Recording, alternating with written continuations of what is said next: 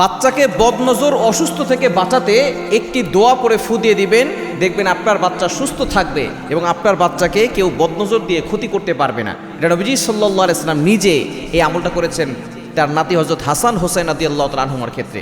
শুধু তাই নয়, তিনি বলেছেন হযরত ইব্রাহিম আলাইহিস সালাম তার সন্তানদেরকে এই দোয়া পড়ে ফু দিতেন। ইব্রাহিম আলাইহিস সালাম তার সন্তান, এটা বুখারী শরীফের হাদিসের ভিতরে রয়েছে। ইব্রাহিম আলাইহিস সালামের দুইজন সন্তান, ইসমাঈল আলাইহিস সালাম এবং ইসহাক আলাইহিস সালাম।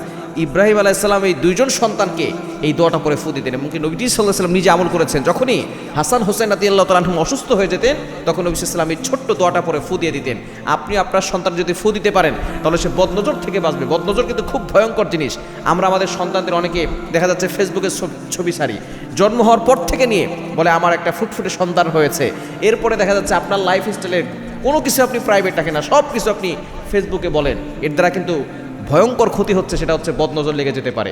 অনেকে আবার এই বদনজর বিশ্বাস করে না। মনে রাখবেন, নবীজি সাল্লাল্লাহু আলাইহি ওয়াসাল্লাম নিজে বলে দিয়েছেন আল আইনু হাক্কুন, বদনজর সত্য। এবং এই বদনজর একটা সুস্থ মানুষকে অসুস্থ করে একবারে কবর পর্যন্ত নিয়ে যায়, একটা সুস্থ উটকে অসুস্থ করে রান্নার পাতিল পর্যন্ত নিয়ে যায়। এজন্য বদনজর থেকে বাঁচবেন, আপনার সন্তানকে বদনজর থেকে বাঁচাবেন। বেশি শো অফ করতে যাবেন না, সন্তানের ছবি ফেসবুকে দিবেন না।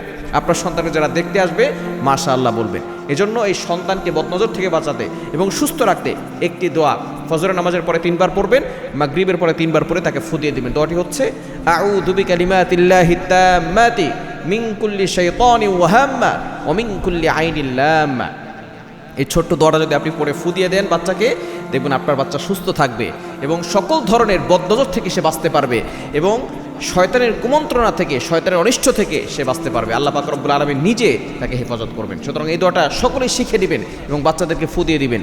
আউযু বিকালিমাতিল্লাহি তাম্মা মিন কুল্লি শাইতানি ওয়া হাম্মা ওয়া মিন কুল্লি আইনিল লাম্মা। আল্লাহ তাআলা সকলকে আমল করার তৌফিক দান।